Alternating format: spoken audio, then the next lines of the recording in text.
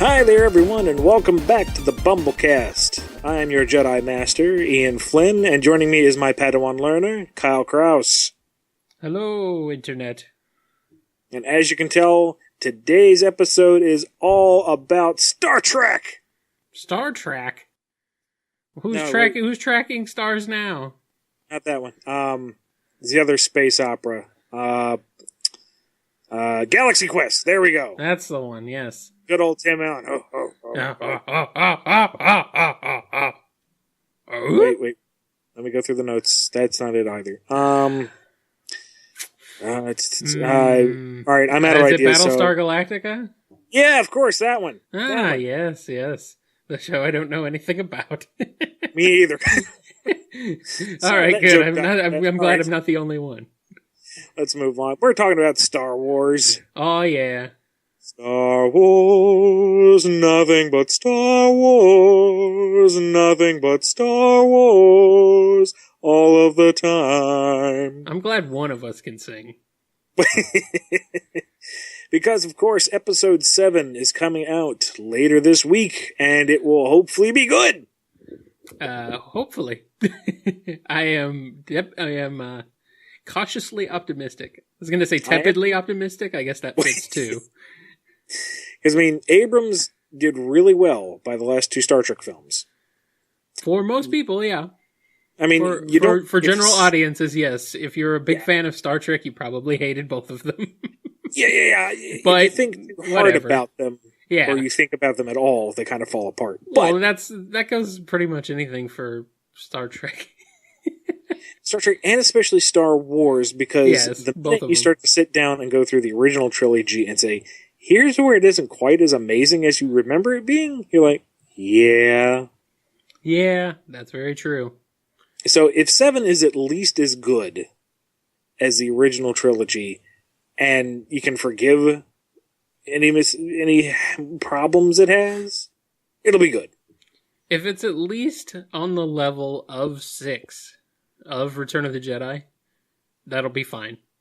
That's a good start. Because I'd say of the original 3, Return of the Jedi is probably the weaker one. It's still a very good movie, but of the original trilogy, there are certain aspects of it that's to me make it the weaker entry of the series. I would almost say A New Hope, just because to me it feels like it drags in places. Jedi has its problems, but at least it keeps going. True. Jedi is definitely paced well. The original movie, maybe not quite as well. I don't think they just didn't necessarily have. I don't know where I'm going with that. It was, it was new. Innovative. It was new. Yeah. Nothing else like it at the time. Right. There's stories of how the extras in the big ceremony scene at the very end of the movie are muttering to themselves about how stupid this movie is and how it's not going to go anywhere. And for pity's sake, one of your lead actors is a carpenter. What are you doing? There were a lot of people saying that at the time they were making it. According to George Lucas, there were a lot of reports that was not going to be a success. And here we are. How wrong they were. Arguably the single largest contribution to pop culture in the history of mankind. It's definitely up there. So what is your history with Star Wars, Kyle? Have you always been a fan? Have you always been one with the Force? Ever since I was a little kid. Probably about 7, 8, 9 years old. Trying to think. When did the prequels come out? Or not the prequels. The special editions. Those came out in 95. So I must have been before. I saw the movies before that. I saw Empire and Jedi before that, probably in like 93 or so. So I would have been 7, 8, if my math is correct. Yeah, about 7 or 8. So I saw Empire first.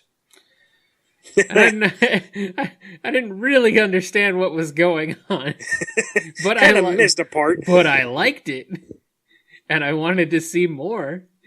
So I remember going to the local video rental store back when those existed. Kids, remember those? You kids probably don't even know what we're talking about. But I remember going to the local video rental store, and they had Empire and Jedi, but they did not have A New Hope. So weird. Well, they didn't have it in. They were rented out. Oh, okay. The first one was rented out, so I ended up renting Empire and then Jedi, and watching them both that way. And I really liked them just as a kid. So I did miss the first part for a little while. I don't think I saw A New Hope until it came out in theaters, re-released in theaters for the special editions. Oh, wow. Yeah. So you got to experience the opening sequence where the blockade runner is running from the Star Destroyer for the first time in the theater? Yeah. I am jealous, sir. I am honestly jealous. It was cool. It was awesome. Because my dad had the original trilogy on VHS, the original VHS releases. Yeah. And for you small children out there, VHS was a form of media back in our day, shortly after the dinosaurs and the world had thawed, where information was encoded on magnetic strips of tape, and that was plugged into a machine that played it like a cassette tape. You don't know what a cassette tape is either. Anyway, yeah, ever since, I could sit in front of a TV for an extended period of time, so we'll say 8 months old, we had Star Wars almost on loop. Yeah. So it was quite the experience to go into the theater and see that opening bit and go, oh, so this is why everyone was so impressed back in the day. But you got to experience it pure. I am jealous. Pure? Are we sure the special editions are that pure? Come on. Well, no. But I mean that opening bit where, just the entire front of your vision fills with that Star Destroyer. And the speakers rumble, and your seat shakes, and you're like, "Oh!" It's a great visual in theaters. I will say that it's pretty fantastic. I did see all three in theaters, so that was definitely an experience. I didn't really realize at the time that the special edition changes may not have entirely been for the better, but that's okay. That's okay. And then they kept tweaking it after the fact, but we'll get to the turn to the dark side. We can't talk about Star Wars without getting into the prequels. So why not? I mean, hey, it's all part and parcel. See, when Disney took over and they said, "All right, the entire extended universe is out the window now. We're starting over." That kind of sucks, but yes, it does if you were invested in it. And there was some fun stuff. Like I would have really loved to have seen Grand Admiral Thrawn realized on the big screen. Yeah. Mara Jade would have been cool. Yes. But there's a whole lot of stuff that didn't really need to be acknowledged, and I don't mind it being gone or, kind of pushed off to the side. But why didn't they go whole hog and just toss the prequels out too and start over? I don't think a lot of people would have blamed them. No, but there's some people who actually like the prequels. My youngest brother, most of them are younger. Yes, I was going to. Who's like 14 years younger than me. He thinks Episode 3 is the best, and it's like, oh, child, you're taller than me, you're smarter than me by far, but no. Empire is the best, and we will have to have a Jedi duel out back if you do not agree. Now, if you can't get over the dated look of some of the effects, especially of the earlier movies, then you may have a tough time.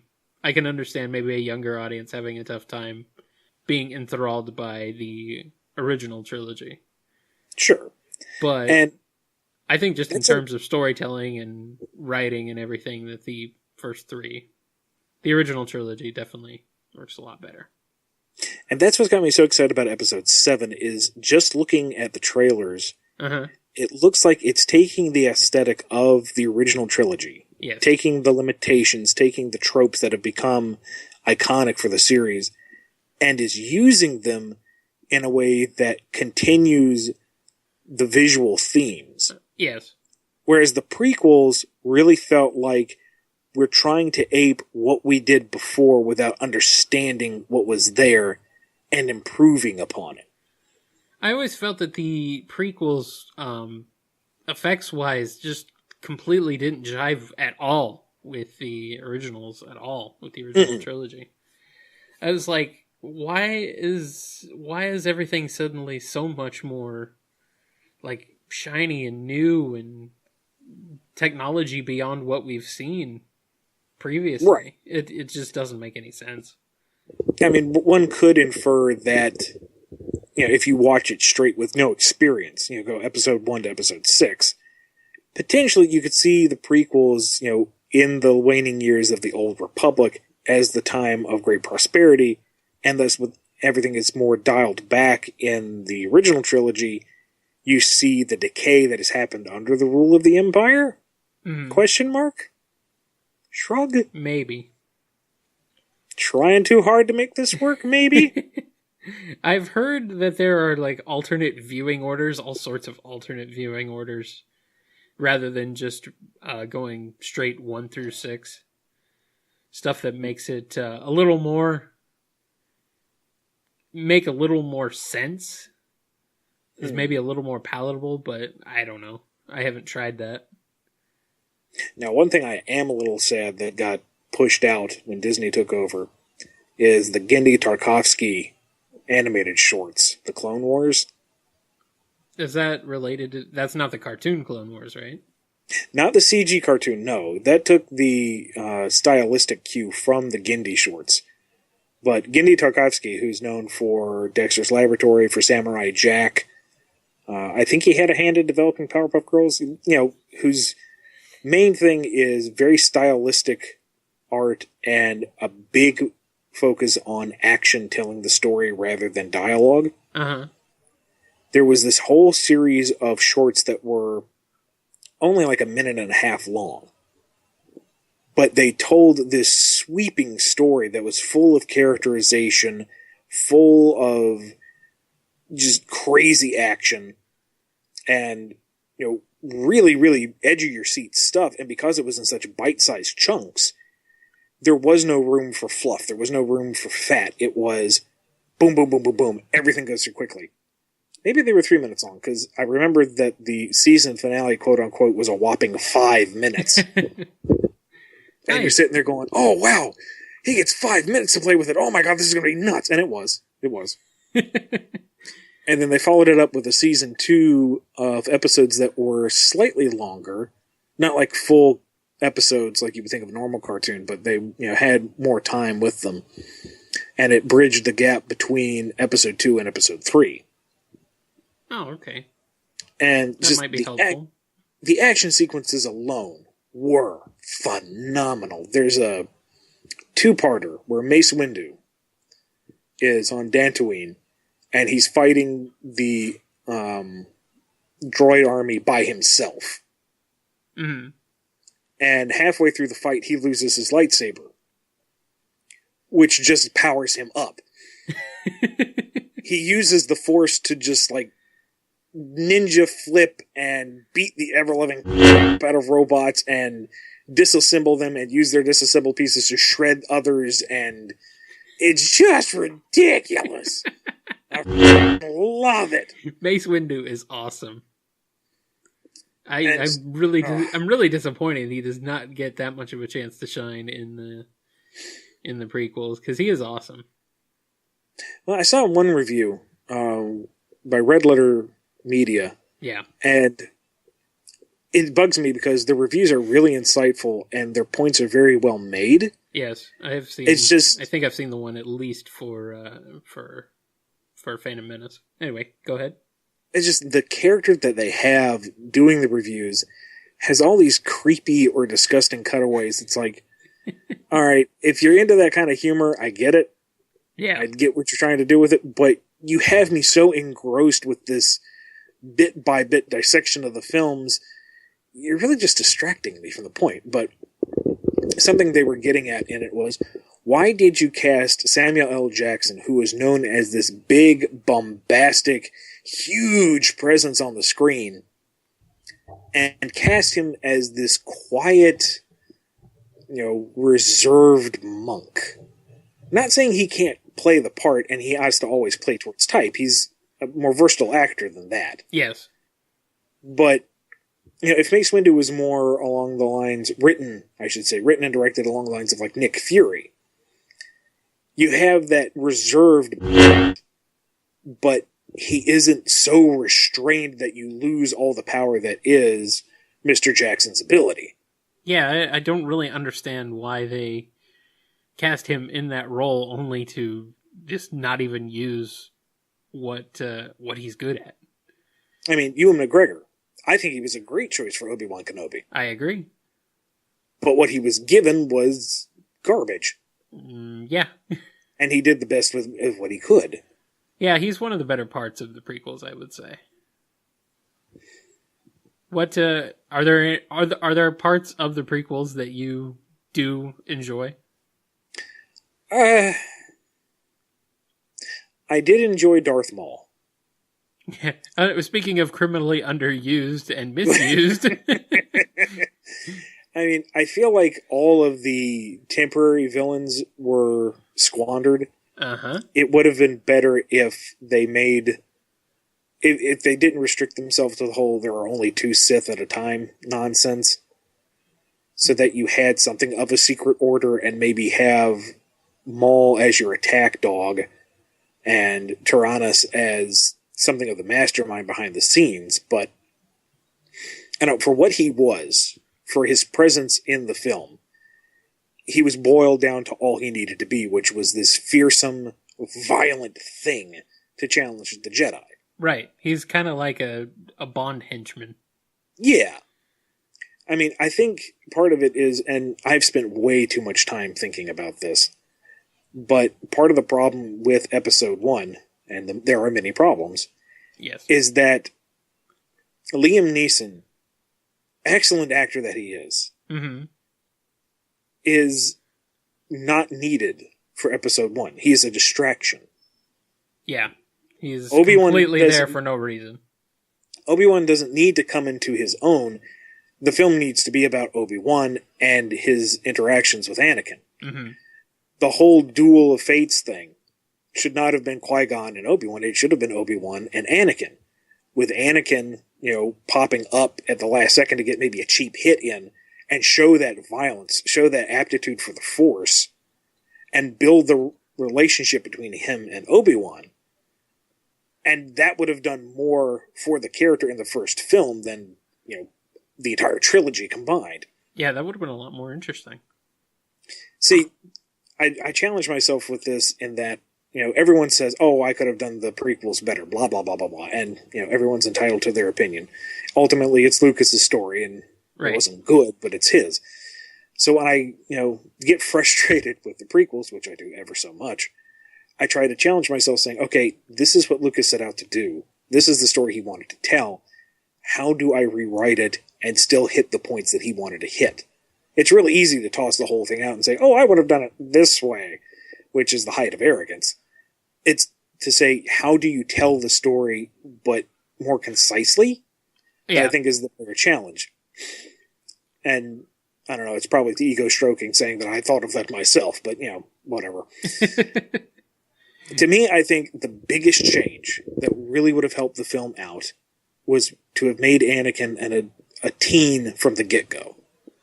That would have been a lot more... That, first of all, would have made the romance a lot more believable and understandable. Exactly. And not weird and creepy.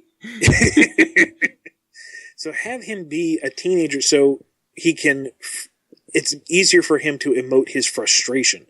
I mean, you have the reason for him to be easily susceptible to the dark side right there. He's a slave. Right. Tatooine is on the fringe of the Outer Rim. The Old Republic doesn't do anything for them, So when he comes to the inside and sees the decadence and sees how well they're living, there's a lot of resentment to be had right there that people will understand. It's a class thing. Yeah.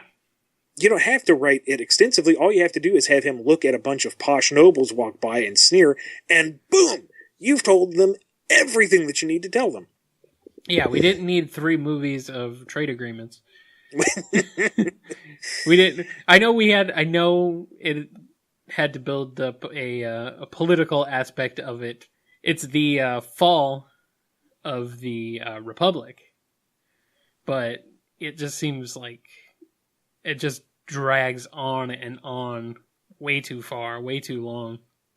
Right. So have the conflict already started in episode 1. Have it so that when they're going to Naboo, have them rescuing Queen Amidala and Senator Palpatine, because the war is already almost on the verge of happening. The planet's been taken over. Yeah, There's no negotiations to be had. They're rescuing diplomats because the war is coming. Right there, boom, you've really accelerated the story. You've gotten to the high point, because people want to see the ships shoot each other. They don't want to see people debate. Yeah, exactly. And still have the political intrigue. We need that shoot, pew, pew. That's Star Wars. Come on. And personal pet peeve is, if Anakin's going to build one of the original droids, have him build R2-D2. That might have... I don't know. What difference would that have made? Well, here, look at it this way. In the original movie, Anakin builds C-3PO, who's a protocol droid, whose entire point is to translate and be a diplomat. Right. If he is a scrap junker worker mechanic in the middle of nowhere space, why does he need that? R2-D2 is an astromech droid, a droid that is built to repair ships, to build things. It's a walking toolbox. Right, okay, And he's got that blue-collar, sassy feel to him anyway. Meanwhile, on Naboo, everything is very polished, all very shiny metals, golds, and silvers. Have C-3PO be an attendant to Amidala. He's shiny gold. A queen needs someone to help her with multiple diplomats, multiple languages, multiple customs, and it would fit the whole prissy attitude if he's from upper crust society. You know what? You make an excellent point. Man, that one little change would have made a lot of difference. And since Lucas really wanted it to be the prequels to mirror, or at least reflect how the original trilogy went, right? You have Luke and R2 as this buddy duo flying around blowing stuff up. If you had Anakin and R2 flying around, there's your mirror right there. Huh. Yeah, that would have worked a lot better. I mean, I appreciate the effort of kind of throwing a wrench into things, throw you the curveball. Ooh, Vader built C-3PO. That's so kooky. Yeah. But in terms of the narrative, in terms of the thematics, it's kind of more of a stumbling block than anything else. I would say that would definitely make a lot more sense, especially since Anakin is a pod racer. He would need someone to a droid or some sort of assistant to kind of help him work on his racer or do anything like that. It would make a lot more sense. And that right there, during the pod race sequence, Anakin has to fix things on the fly, literally.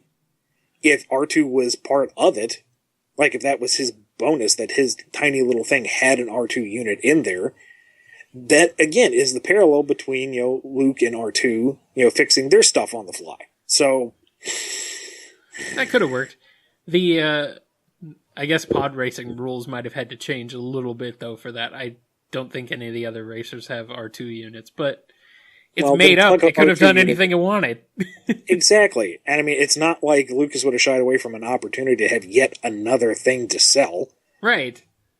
Okay, so instead of Sebulba in his giant honkin' speeder, it's Sebulba in his giant honkin' speeder with R5-D2. Yeah. Or beat, bop, knick, knack, whatever you call it. Or something.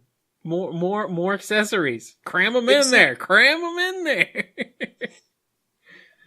And then the final big moment the big thing that drives me nuts is in episode 3. Uh-huh. When Obi-Wan and Anakin have their confrontation on Mustafar.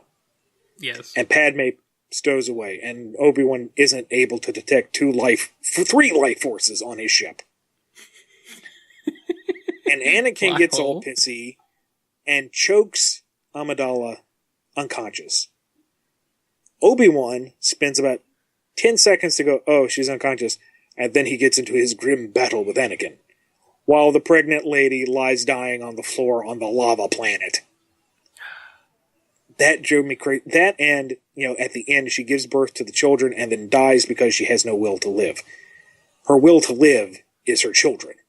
Mm. The children that she's been so excited for, the children that she wants more than anything to see brought into the world. She dies because she's sad her man was angry at her. Just, So, easy fix. Easy fix. If we have Anakin as an older person in the first film. Yeah. So the romance is easier built. Yes. By the second film, we can have that romance blossom, but we're also seeing Anakin's more brutal side, because he is a bully when you get down to it. By the third film, Amidala's realized, I kind of got with a bad man, and there's a war going on, so nobody's really going to be looking at me to help. She has all these body doubles, as established in the first film. Have one of those body doubles stand in. Anakin thinks he kills the body double. That way Amidala can slip off, take a new name, and she's able to act as a servant because she hides as one of her own servants, as established in the first movie. Yes. And she's able to raise Leia under the guidance of Bail Organa. That way, when we get to episode 6, and Leia has memories of her mother being very sad, that all is tied together. Maybe you can have Amidala die off later because she's so sad that her children are separated and she can't even truly raise the one daughter she's around. That makes enough sense.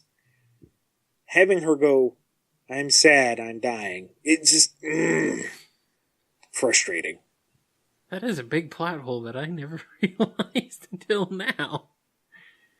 You mentioned how Leia says she remembers her mother being sad. I'm like, oh yeah, she did say that, didn't she? Mm-hmm. Man, that is a massive, massive plot hole. You could drive a extra-sized truck through that one, man. You can make the Kessel run in 12 parsecs in a plot hole that size. Yeah, jeez, man. And I was huge into Star Wars at the time. Like, I was reading extended universe stuff. I was buying the big manuals, the guides to the planets and the vehicles and the alien races. Yeah. So I was following the website, and they had someone in character from the Jedi Archives answering fan questions as the prequels came out. And I really did not envy that person's job. And they get to the, Leia says she remembers her mother being sad. How could she do that if she was dying as she was born? And the official answer on the website was, well, she sensed it through the Force while she wasn't still, in utero. Mm. And it's like, I can smell the Bantha Poodoo from here. I'm sorry, but no. I always hated how she just spat out the names of her kids as she was dying and giving birth to them. That was really, might arguably be more contrived than the big no, but I don't know. It's up there. So I think there's a good story in the prequels somewhere, especially with Palpatine manipulating the entire galaxy into setting himself up as supreme ruler. That's pretty cool. Yeah. I think the script just needed a couple more once-overs. It needed someone to tell Lucas no. That's what the original trilogy had. Mm-hmm. He was limited by the technology at the time and the fact that he wasn't George Lucas. Yeah, and he had people assisting on the scripts with the original trilogy too. And there were people who were telling him, no, you can't do this. This is weird. This is insane. Why would you do this? Right. There was this making of documentary for episode 2 where they have the Dexter Jetsetter, the big four-armed guy in the diner sequence, if you even remember that. I think so, yeah. I liked him. But anyway, you had the production crew making all these head sculpts and all these mock-ups. And on this table are at least 100 different alien concepts, all of them highly varied. And Lucas comes in to, pick the one he's going to use for Dexter. The reverence in the room was as if the Pope had walked in. Mm-hmm. All of them wringing their hands, staring at him, looking like they're about to pee themselves. And he arbitrarily picks up one and goes, yeah, I kind of like this one. And somebody rushes in, holds up the one that's Dexter and says, we were kind of thinking this one. Oh, yeah, okay, do that. And that right there said a whole lot more about the entire production process to me than anything else. Uh-huh. So, I really think, I know it's his baby, but he really needed someone to weigh in and say, George, no. He needs someone to rein him back, yeah. That said, I think that's when he works best. While salty as I may be over the prequels and their squandered opportunity, I can't be really mad at George himself. Mr. Lucas, excuse me. Because do you know what he's doing with the billions of dollars he got from Disney? Isn't he donating most of it or all of it to charity? Donating a whole bunch of it, using a bunch more to build affordable housing for low-income families. That's right. Yep, I do remember seeing that. In the ritzy part of town, just to piss off his neighbors. Well, yeah. I gotta give him credit. I gotta give him credit for that. That's pretty hilarious. I can't be too mad at him after that. Yeah, the movie sucked, but you're doing good things with the money, so you're not a bad guy. He's gonna drive their property values down, and it's gonna be glorious. Who said the dark side couldn't be fun? Exactly. The dark side's arguably the most fun. If only you knew the entertaining power of the dark side. Oh, I am afraid the cake and balloons will be here by the time your friends arrive. Oh, man. George Lucas is kind of a troll. Behold the full entertaining power of this fully operational birthday party.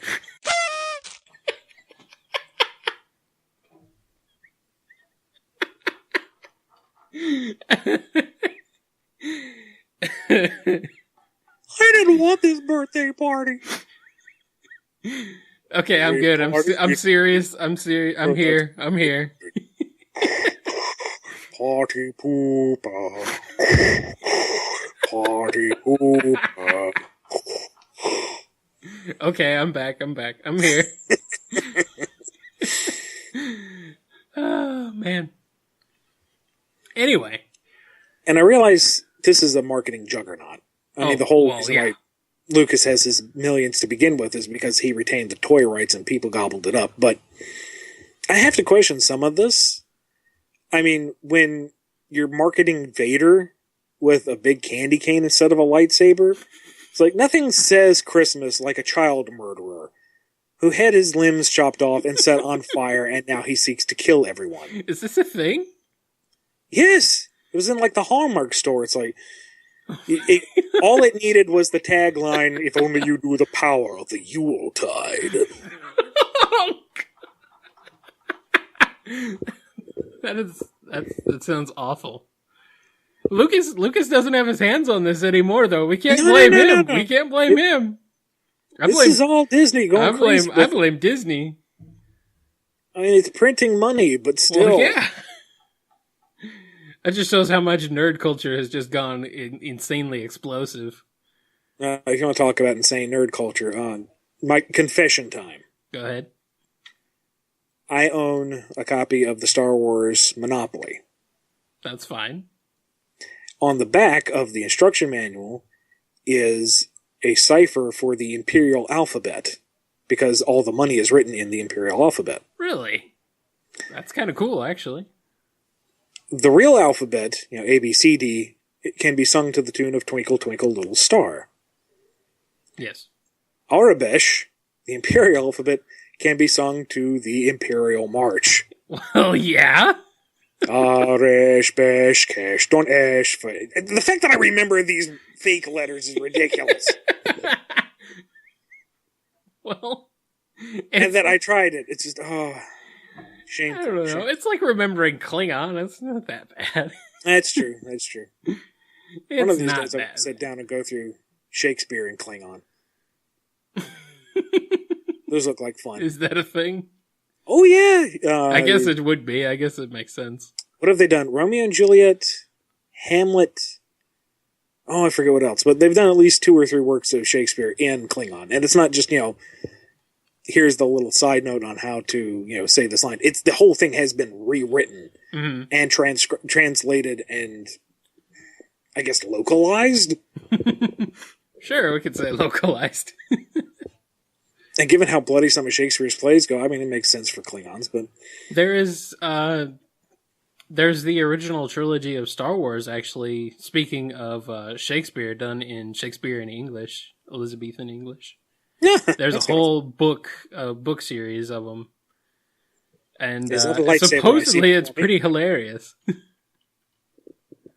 What was that? Vader, oh Vader, wherefore art thou Vader?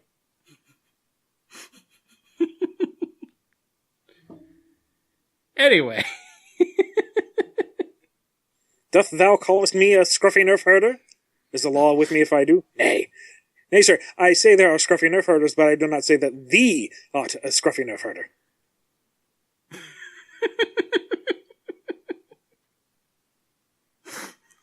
To die, to sleep, perchance to learn the ways of the Force. I don't know if they're directly riffing on exact... Oh, it's probably, far more entertaining and well thought out than that. I'm just riffing. I'm entertained. I don't know about everyone else. I am entertained. Anyway, I was huge into Star Wars, fell off the bandwagon when Episode 3 just kind of crushed all my hopes and dreams with it. But now with Episode 7, I'm starting to get back on that bantha. I'm looking forward to seeing it in February. You're not going to see it day one? No. First of all, tickets are already long gone. And second of all, I always wait. It takes me a while to get to a theater to see a movie. Because there's people there. And people just, they get in the way, they're distracting. They do. I don't like people. Hey, I do podcasts. I don't know why I do podcasts if I don't like people so much. Really though, I just do prefer going to a movie with less people. I definitely don't like to be crowded in there. That's understandable. I mean, some movies you kind of benefit from the crowd experience. Others, not so much. Yeah. Yeah, that's very true. But to the end of getting back into things, have you seen the new cartoon Star Wars Rebels? I haven't watched any of the cartoons, unfortunately. I've heard that a lot of them are really good, and I should definitely get around to it, but... I was skeptical, honestly, but I took the plunge on Rebels. I've caught up with, I guess, the newest stuff in Season 2, and overall, it's pretty solid. It's really enjoyable. It has its stumbling points here and there, but overall, it feels like a fun space adventure that takes place in the Star Wars universe without hinging too hard on, here's the Star Wars universe. True. Did you see the CG cartoon? The older one from a few years ago? The Clone Wars. Clone Wars, yeah, that's it. No, I caught bits and pieces here and there and was not impressed by it. I've heard that my opinion is wrong, so maybe I'll get back to it. Okay. But Rebels is kind of a spiritual sequel to Clone Wars. I know fans of the show were really put out because it was due for, I think, Season 6, and then that got scuttled when Disney took over and said, you're doing Rebels now? I can see why people would be salty over that, but that makes sense. It seems to be picking up somewhat where Clone Wars left off. One of the principal characters from Clone Wars appears in Rebels after a bit of a time skip, so You kind of get a general continuation there. Yeah, I should probably sit down and watch some of that stuff eventually. When I get around to it. What about the video games? I wanted to touch on the video games a little bit, since, we're both big gamers. We are. What do you think about some of the video games? What are some of your opinions, some of your favorites, maybe? I haven't played a Star Wars game in a long time. I did play a little bit of Battlefront at my brother's place. The new one? Yeah, the new one. The one that has almost no content and is very bland. The Battlefront 2015. Yes, just to clarify. That one was fun, just me and my brothers goofing around. But if you were looking for a more robust gameplay experience, I could definitely see how it would be less than satisfactory. If you're looking for a more robust gameplay experience, you probably want to go back to Battlefront 2. I think the last game I really, truly played was Knights of the Old Republic, which tells you how dated I am. Yeah, no, that's that one was mid 2000s. I couldn't really get into it. I don't know. It was weird. I guess I just wasn't used to that style of gameplay. The RPG style, the Western RPG style specifically. I wasn't what I was expecting. That you can definitely see where Mass Effect grew out of it. Yeah, that's kind of what it was like. Actually, was Mass Effect, and I enjoyed what I've played so far of Mass Effect. So maybe I should go back to it and see. It shows its age, and the opening sequence where you're stuck on one planet takes a long time to get through. I do remember it being a slog.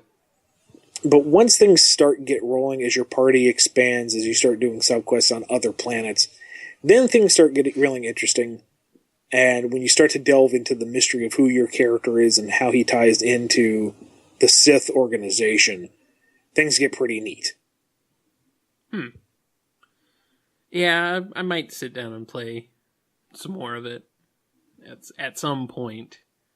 This was back in, when it first came out, when I played it, 2000, 2003, 2004. I think it's on Steam now for pretty cheap. All right, yeah, I have it. I got it in, a big Star Wars bundle at some point. It's like, oh, hey, a bunch of Star Wars games for, $5. I'm in. Even if I don't play them all, I'm in. I think the other console game I played last was Pod Racer. Pod Racer is actually a really good game. That whole sequence was made for a video game, I think. Pretty much. But did you know about the trick on the N64 version? Which trick was that? If you plugged in a controller into the first and third ports, each controller controlled a separate engine. Oh.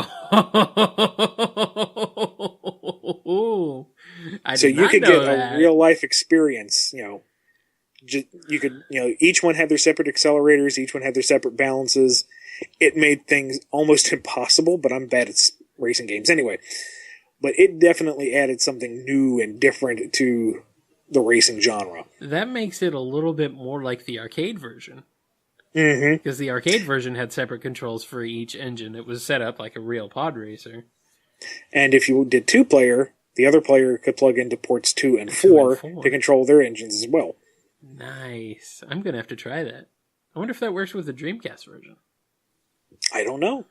Huh. That'd well, the really Dreamcast has to do with its controllers. The Dreamcast has 4. Yeah, it would be. That's true.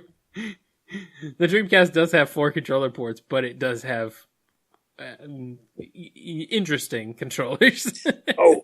What they should totally bring to the Virtual Console. Rogue Squadron off the N64. I'm going to say the PC version. Really? The PC version, it just looks a lot better. Alright, I'll give you that one. But the game itself, right, regardless of platform, freaking phenomenal. Mm-hmm. I think that's actually on Steam as well. I can't remember if it was the first game or the second game, but you play the Battle of Endor, and you're making the attack approach on the Death Star, and you hear Lando come in saying, nope, back off, you turn around, and there's the entire Imperial fleet. And you turn on your targeting computer and you see all those TIE fighters swarming at once. You're like, oh my god! That seems like, that sounds like the sequel, which I think was on GameCube. Was that Rogue Leader? Yeah, that was it. Yeah. Oh man, that was so much fun. I love those games. The Rogue Squadron series is just fantastic. Good arcade fun. I mean, there were some controller breaking rage quit moments, but overall, just fantastic. I have good memories of the cheat codes from the original Rogue Squadron. Yeah. Oh man, so much fun to be had there. That what was it? A sedan? Some kind of car. Yeah. It's the best ship in the game. I always like the Naboo Starfighter was actually pretty good too, and this was well before the prequels even came out. Yep, which was really weird. I also liked it was a nice touch that if you were on a planet mission, the cockpit was open, but if you went into space, you could see the force field appear over the dome. I'll have to go back and see that. At least I remember that happening. My memory is foggy. Sometimes. And then I gotta mention my first Star Wars game, which was TIE Fighter. Ah, yes. The one that made me rewatch the original trilogy and go, maybe these rebels aren't all that good after all. And gave me my boy, the TIE Defender. Oh, yes. Like me some TIE Defender. Yes. That was, I think the TIE Defender is the TIE ship in Rogue Squadron, too. Was it in there? Because you can, I don't remember if it was a cheat code or if you can unlock it, but you do get a salvaged TIE, I believe it's a TIE Defender. And it's freaking awesome. Oh, X-Men, you got 4 cannons? How cute. I have 6. I always preferred tractor beam hyperdrive capabilities. I always preferred the gun noise of the TIE fighters too. Oh yeah. Over any of the rebel ships. Well, they're far more threatening. Oh yes. What about you? Your top Star Wars games? Well, the first level of Shadows of the Empire is really amazing. Oh. It's pretty mind-blowing, actually. I just remember starting that game up, and first of all, having an actual credits roll in a game, and that pretty much sounded just like the movies. Because the Super Nintendo games had that, but it was obviously very synthesized. The music was obviously very synthesized, Super Nintendo style chiptune stuff. The N64 was definitely a little bit more capable in the sound department. So to have it sound and look correct was just awesome.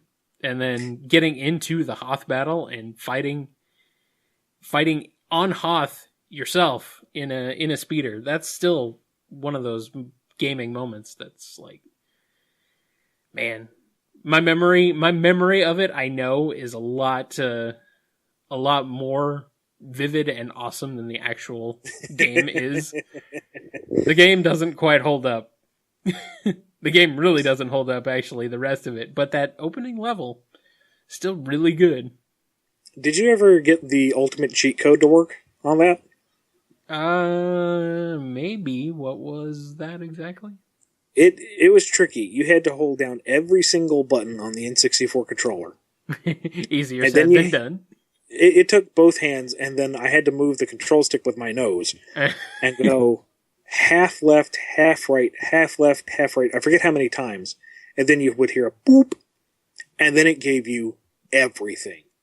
You could change the color levels. You could play as enemy units. You could turn on no clip, infinite health, all items, all weapons. You could have the jetpack at the very start of the game. Nice. You could play as a Wampa. Remember the Wampas in their cells? Yes.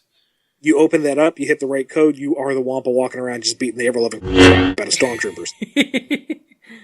I do remember playing that a lot with a Game Shark, because I had a Game Shark for the N64 at the time, so I do remember doing a lot of that stuff. So that was probably the far easier way than the face code. That was the face code.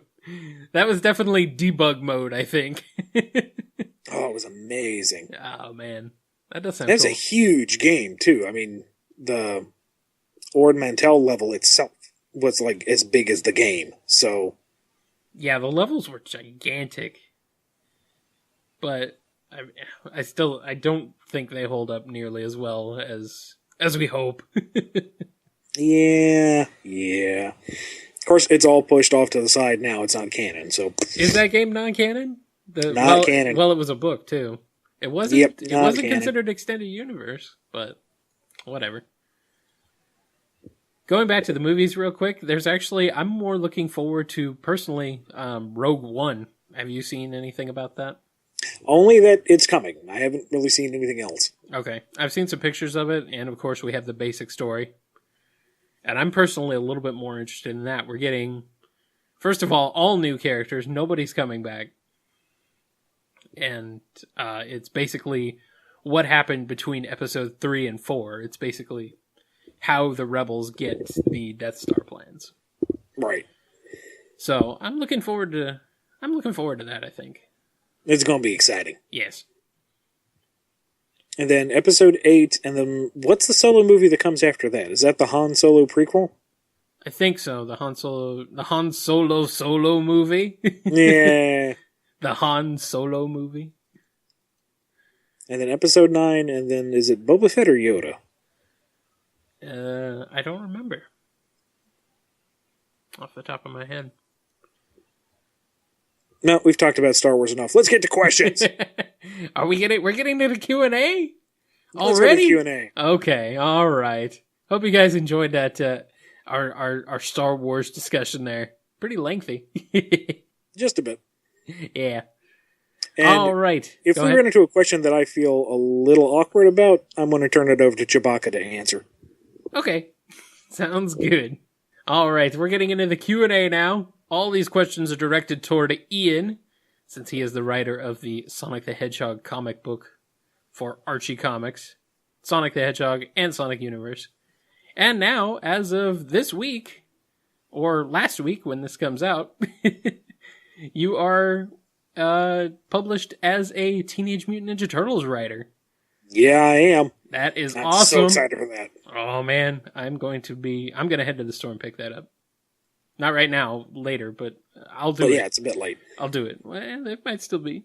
Yes, they'll still be open. They're open pretty late, actually. I'm surprised. Anyway, my local comic shop. They're pretty cool. Anyway, you are the writer of all those comic books, so all these questions are directed at you and toward you and related to said books. So let's get into it. Jazzy Man Studios asks, is there going to be any explanation for how the Mobians were created / how they came to be for the new universe? They are there. Okay. I'm treating it like the Tolkien-esque universe. You know, you have elves and men and dwarves, and they all exist, and there you go. Okay. Technically, I believe the official word from Iizuka-san is that the Mobians are not really Mobians. They're nameless animals that come from a different world entirely, and they interact with Earth through some kind of portal. Not taking that approach myself, but we'll see how it goes. Okay. So your thoughts on it, Chewie? Thank you. So the original comic explanation is out the window then? Yeah. Because this was previously covered, but yes, out the window. Got it. Jeremy Cruiser asks, have you personally devised resolutions to dangling cliffhangers in the games? Examples, Sonic 4 Episode 2 and Sonic Chronicles. Even if you don't expect them to end up in the comics? As far as a fanon approach, I suppose. Probably shouldn't go into too much detail about what I know of Episode of Sonic 4 Episode 3, because that's kind of dicey. As for Sonic Chronicles, I think it's pretty clear you would have, to tie it back into Star Wars, something of an Empire Strikes Back story, because Eggman's taken over at that point. You have the full party. It would just be them running train on Eggman and saving the day. So, if there's greater details, I don't know if we'd ever get a chance to use them in the book. So, nothing I've very seriously considered, I guess. All right. Almighty Lantern asks, I've always wanted to see more of what kind of relationship Eggman had with his grandpa, Gerald. Ever consider exploring it? I'd love to, but that falls into the tricky situation where Sega of Japan doesn't want us really exploring the backstories or showing the characters as any age than they are in the official media. There are, of course, ways I've worked around it, things I've kind of been sneaky about, but overall, we probably wouldn't get the opportunity to do so. That's a shame. It is. Yeah, it would be nice if they could ease up on that, but I can see why they wouldn't want to do that for canon characters. I mean, never say never. For a while, we couldn't touch Omega or Cream, and now they are regular characters, so yeah. I don't know.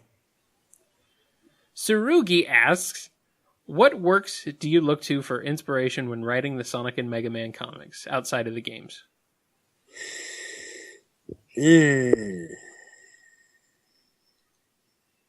I guess it's hard to pin down just one thing, but any stories that I feel like are told in a good way, stuff that I find interesting or witty or creatively put together because I want to do something like that.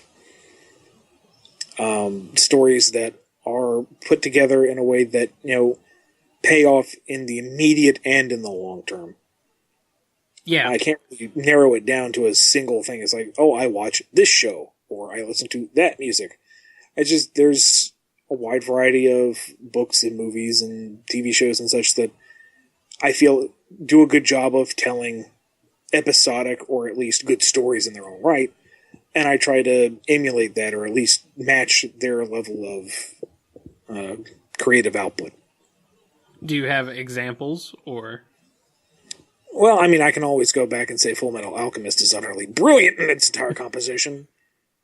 The new Ninja Turtles cartoon is a good example of an episodic show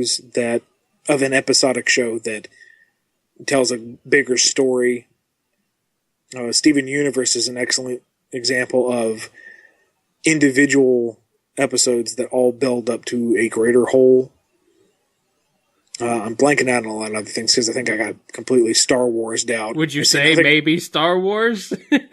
some aspects of it, maybe elements of it. Sure. I got dazzled by sights of Jawas in my eyes, but really, I'd say I can't narrow it down to just one thing, and I know I'm forgetting a ton of examples of games and movies and books that I would like to cite as well, but oh yeah, there's no one source. It's just I try to go with what I like and what I know works. Awesome.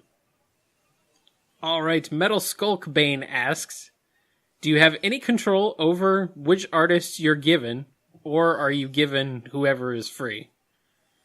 Chewy? Exactly. I have no control over. No control. All right. I didn't think so, but I can ask. There's a storyline coming up in Sonic where I specifically asked if this particular artist is available. I would love it if they could do this. And so far it's working out that way, but I don't have that kind of clout, and I also don't want to be throwing my weight around too much because I'm just the writer. I'm not the editor. I don't know what everyone's schedule is. So right. No, I have no control over it. He goes on to talk about Championship with Diana Skelly.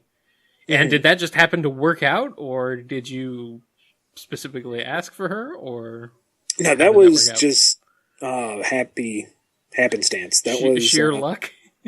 That was Paul Kaminsky right before he left the series, said was trying her out on off panels, and then threw her into the deep end with champions. And there are very few I would want elsewise on that story. She did such a amazing job. Oh, because everything about it was perfect. The energy, the fun, the bounciness, the kinetic feel of each panel. It was delightful. We of course have to heap praise on that entire arc on every episode, it seems. Because that arc is fantastic. It came together rather well, yeah. Yeah, I absolutely loved it. I was like, this is a Sonic the Fighters adaptation that is just absolutely fantastic and just takes the source material and runs with it big time, because Sonic the Fighters, it's a pretty crazy idea, but the way you just managed to work it in and actually work a story around it, which I don't think there was really any story over the original Sonic the Fighters, was there? The original story was Tails detects that the Death Egg 2 has been built. Oh, that's right. And he builds the Lunar Fox that will take one fighter up to destroy it, but it needs all 8 Chaos Emeralds. So whoever you play as is beating the out of everybody else to take their Chaos Emeralds to get in a rocket to beat the out of Eggman. Side question, how many Chaos Emeralds are there? 7. Okay. Except for the Master Emerald. Okay, so 8. Quiet, you. At least it's not 8 million anymore. Or the gold Chaos Emerald, if you want to count that too. 8 million identically colored emeralds. Anyway. Yeah. Exactly, Chewie. You are absolutely correct. All right. We got a bonus question this episode. We're upping the questions to 6. Hopefully getting a little bit more in each episode, because you guys are asking a lot of questions. Keep them coming in, by the way. Keep them rolling. I want to hear more. All right. This last question. The JC Freak asks, how do you go about building the world of the Sonic comic? Well, see, first you mix a little bit of water into the cement, you stir it thoroughly, and then you apply it to the bricks one by one. Mm-hmm. Seriously. What I do first is look at what the game content is. And from there, look at what it would mean for the rest of the world. Take any unanswered questions, any questions raised by events, and try to answer them, try to flesh them out a little bit. And part of it, too, is taking elements from the 2 cartoons, working them in, see how they would fit into Sonic's world. And I guess part of it is, too, is looking at what do the games provide and what do they not.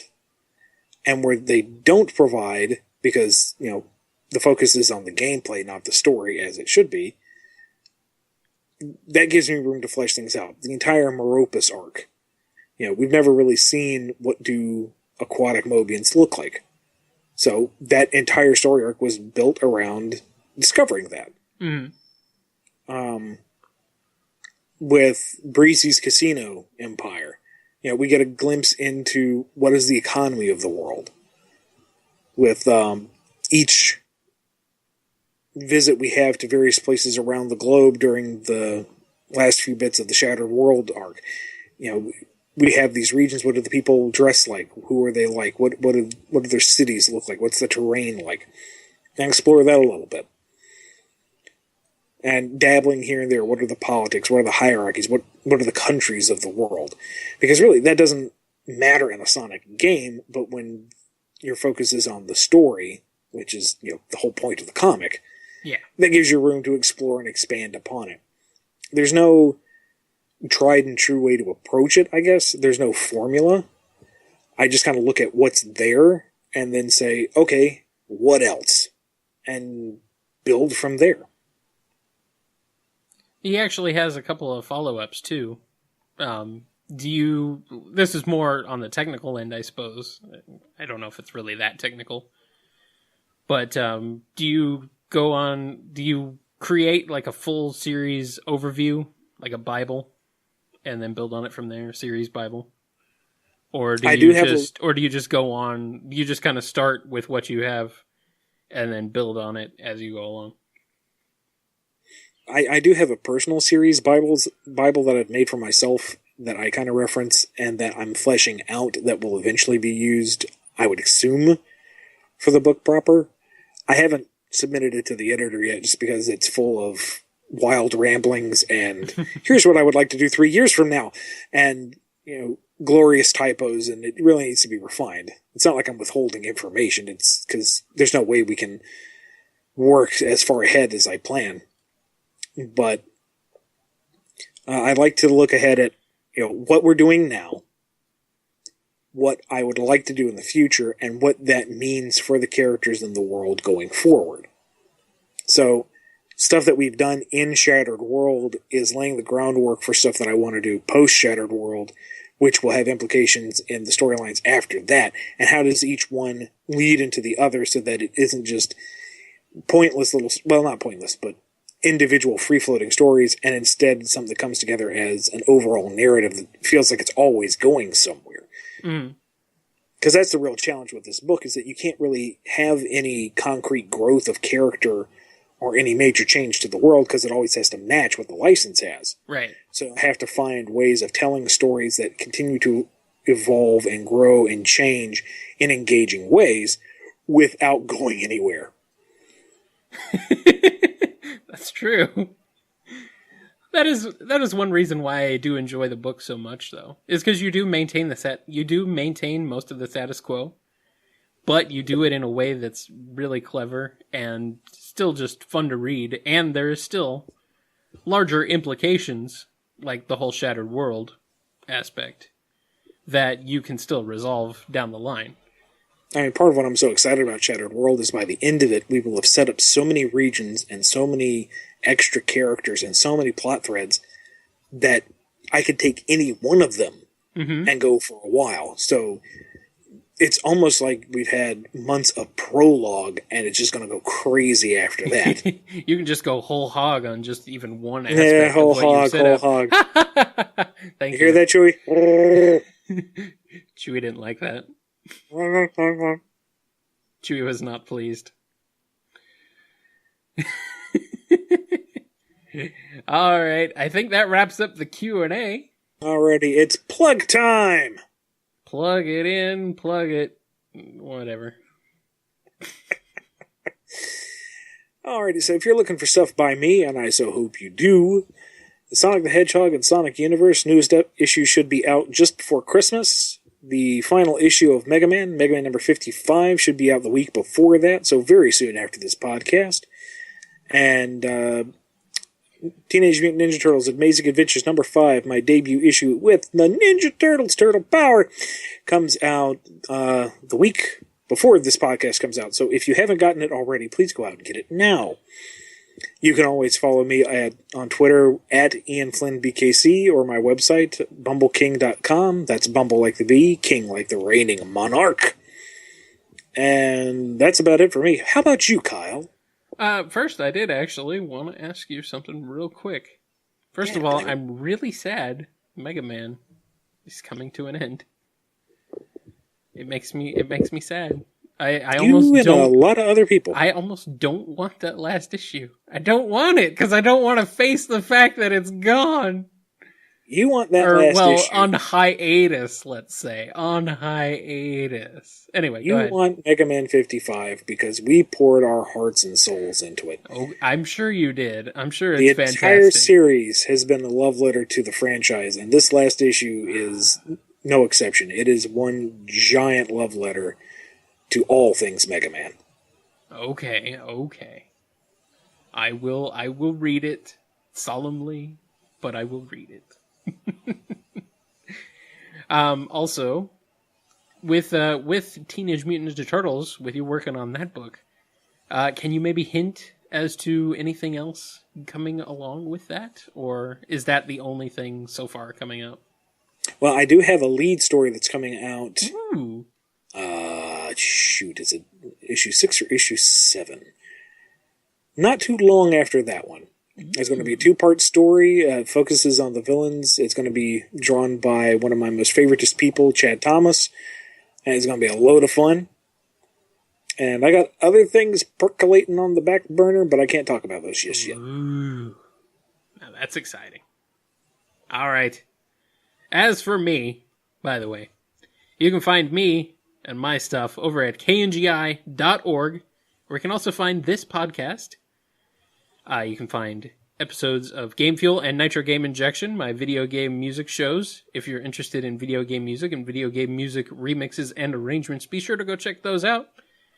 You can follow me on Twitter at KyleJCRB and like Nitro Game Injection on Facebook. Actually, it's the KNGI network now.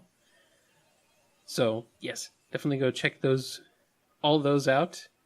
And be sure to give this show right here, the BumbleKast, be sure to head over to iTunes and give us a review. We have one nice review over there already, so if you guys want to throw up any more over there, it would really help us out. The more reviews we have over there, the more eyes and ears we get on the show, which is always a good thing. So help us grow the show a little bit. You got anything else again?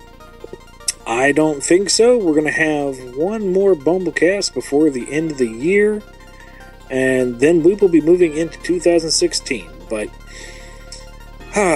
until then, happy holidays to all of you, and may the Force be with you. Always.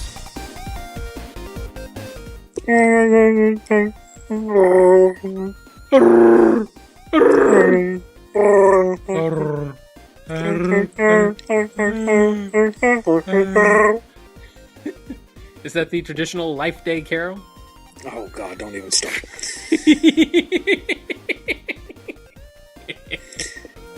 Thank you for listening to the BumbleKast. Please subscribe to the show and leave a rating and review on iTunes. Find more episodes at bumbleking.com and kngi.org.